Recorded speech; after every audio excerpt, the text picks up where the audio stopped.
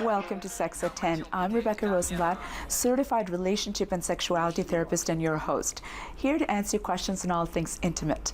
Whether you're stuck in a relationship dilemma, have issues with your body, trust, trauma, addiction, or orientation, or just need a little help with turning up the heat in your bedroom, give us a shout at 1-800-968-7836 and let's chat. Everything's fair game. If you've thought about it, we can talk about it. Let's begin with a discussion on boundaries after betrayal. And to help me with that, we're being joined by an expert in the area, Vicki, author of Moving Beyond Betrayal, the 5-Step Boundary Solution for Partners of Sex Addicts. Vicki is a licensed clinical social worker, certified sex addiction therapist, and somatic experiencing practitioner in private practice in Houston, Texas. She specializes in helping people who've experienced relational trauma and intimate partner betrayal make peace with the past and move into a life of clarity, power, and connection. So indeed, we're very fortunate to have her joining us tonight to talk about such an important topic. Good evening, Vicki. Thank you so much for joining us tonight.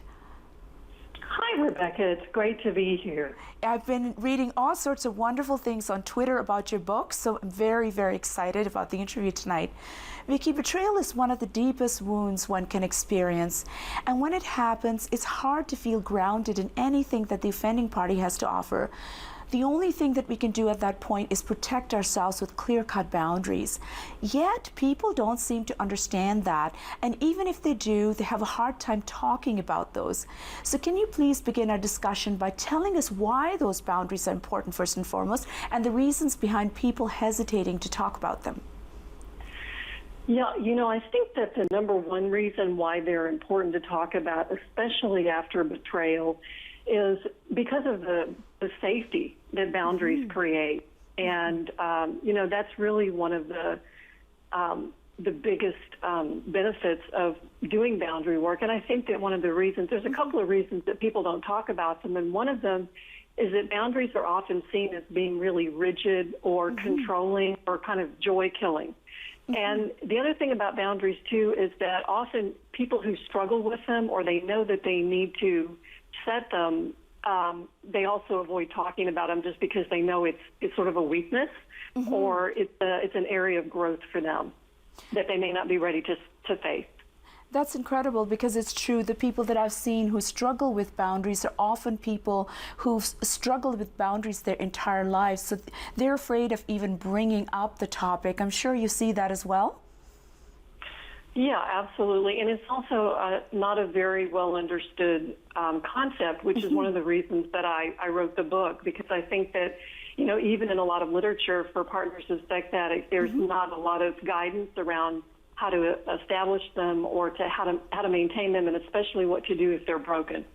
And that's the key there, because lots of times I have clients who will set the boundaries, but they don't set any consequences.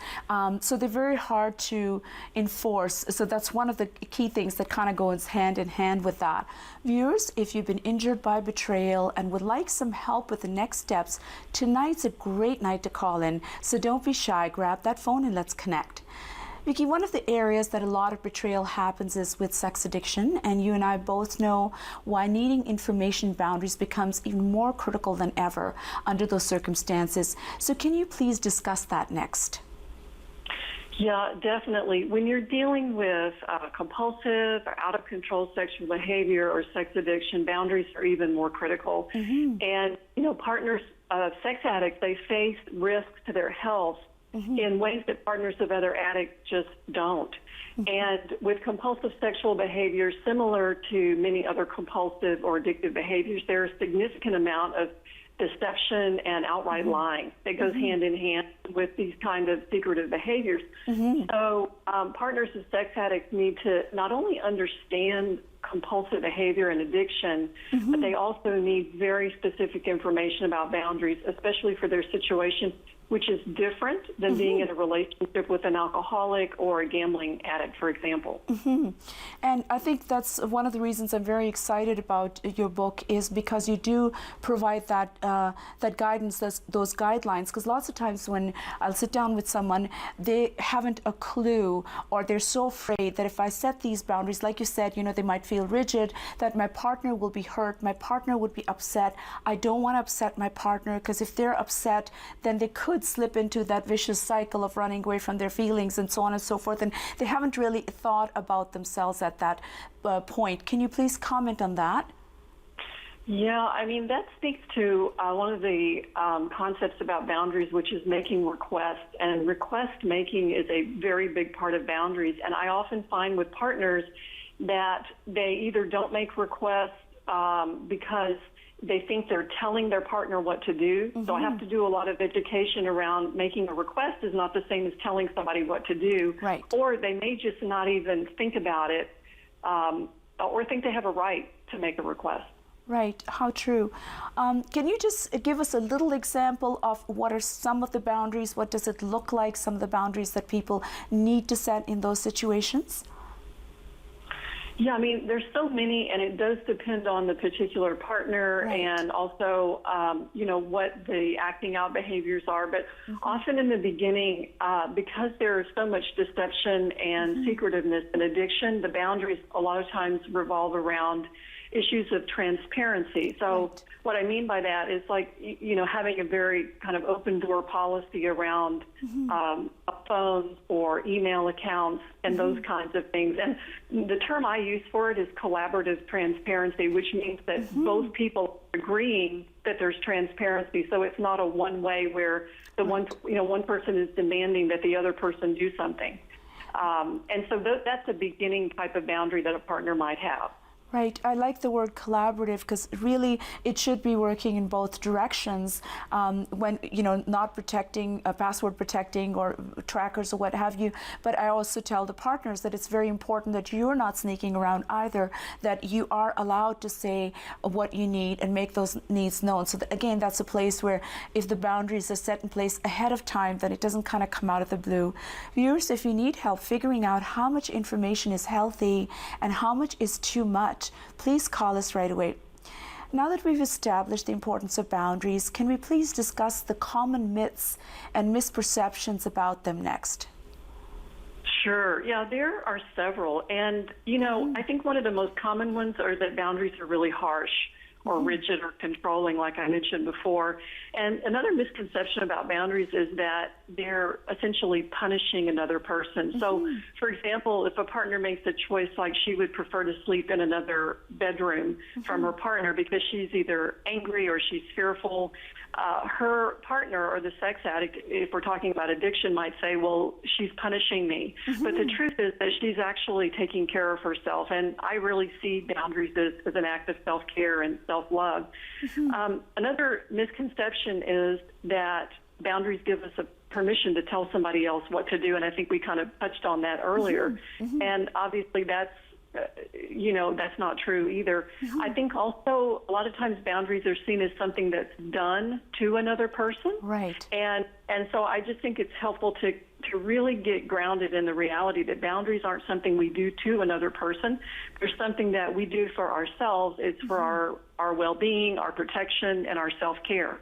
I think that's such a valid point, because like you said, sometimes the offending party can feel that I'm being punished, or this person is just being harsh, they're being hurtful, they're being mean, but the partner may just need in that moment to take care of themselves. And so I'm really glad that you highlight that point, because that is a very, very critical point. Viewers, if you have any questions re betrayal or relationships and sexuality in general, everything's on the table, so grab that phone and call us right now. Vicki, in your book, you talk about the 5 best-kept secrets about boundaries. So I'd like to discuss those next. Can you briefly tell us what those are?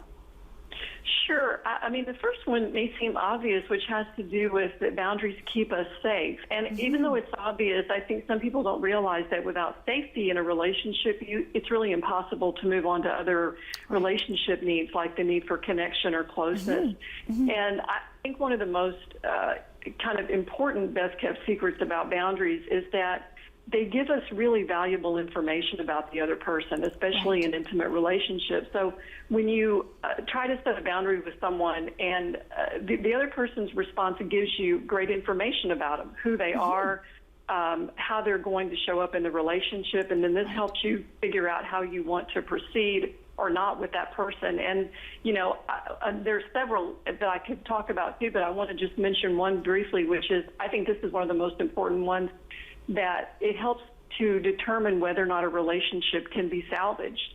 And for a lot of partners, this is one of the most important things they want to find out is, can my relationship be saved? And if you learn how to practice really effective boundaries, you will eventually find that out. That's actually exceptional that you made that point, because if someone isn't able to respect your boundaries, that's a point where you can definitely find out what their commitment is to the relationship. And these are discussions that wouldn't normally take place. So just laying them out on the table tonight, I think it's a really great idea, so people know what exactly they're about, and that it's not punishment, it is self-care, and all the other things that you're mentioning. So I'm really, really glad that we're having that discussion tonight. Viewers, we'd love to hear from you. Anything and everything to do with relationships and intimacy, and of course, betrayal and boundaries. If you want to take advantage of getting expert advice from Vicki. Vicki, what are some common mistakes that partners make when attempting to create and maintain those boundaries? Yeah, you know, typically I find that partners make either one sort of extreme mistake or the other. And so they either ask for too much or too little. And this is one of the reasons it's important for partners to really get a lot of education about addiction recovery and their rights as they're navigating through this whole process of discovery and disclosure. So when they ask for too little, they typically don't make requests, or they don't establish any really meaningful boundaries. And sometimes they even put up a kind of wall where they don't want to know anything about what the other person is doing for their growth or their recovery. But on the other hand, when a partner asks too much, she may become really controlling, extremely controlling, or even abusive or violent. So both of these are extremes on the boundary continuum. And, you know, essentially boundaries and healthy boundaries are about being vulnerable in the relationship while at the same time being protected. And without vulnerability, let's face it, we can't really grow in a relationship. But to have that vulnerability, we need to make each other feel safe enough to be our authentic selves and to be able to speak up. Can you just comment a little bit? You mentioned some partners don't want to know anything. Can you please elaborate on that a little bit? Why is that when this is vital information? Is it because they're terrified of what they might find out? You know, I don't see this often, but I have seen it before where partners don't want any information. And I think sometimes it's because if they had the information, they might be faced with some really painful choices that they really don't want to make. I do think sometimes it's about pre-existing trauma, so that it's sort of like their trauma tank is full, so to speak, and it's like they really don't want any more information because it would just be too overwhelming for them. And sometimes partners really just have what we call an avoidant attachment style, meaning that they really just, they don't want that kind of closeness with another person to really know the totality of who they are. Right. Exactly. And even outside of betrayal, when you have the avoidant attachment style, that person is so terrified of putting all their eggs in one basket because this person could hurt them. So they always seem to have that buffer. One thing that I've noticed that I want you to comment about a little bit, I've noticed a change and growth too as I'm working with clients. So I'll have a partner who's very afraid at first of finding out any details because they simply can't handle any more trauma. Like you said, their trauma tank is really full, but as they grow through the process and as we do therapy, they sometimes do experience that shift when they feel that I can hear these things now. Do you see a lot of that as well? I do see that over time, and I think it's because, you know, as they're getting support and they're learning more and their nervous system starts to relax. Right. I think also they start to see the benefit for themselves and also for the addict in this case and the relationship, for there to be transparency and, you know, a place where they can start over all being on the same page in terms of knowing all of the information. And so I think there's a lot of reasons for that. But I do think that their nervous system calms down because of the treatment and the ground and rules the help support. too. Vicki, can you please stick around? We're going to break, but I have a few more questions. Would you be able to stick around? Yes, absolutely. Thank you so much. We'll be right back. Keep your calls coming, and let's discuss sex, relationships, romance, or whatever else rocks your boat. And keep it locked on Rogers TV, because we have lots more great stuff still ahead, including your calls. So pick up that phone and call us so we can connect.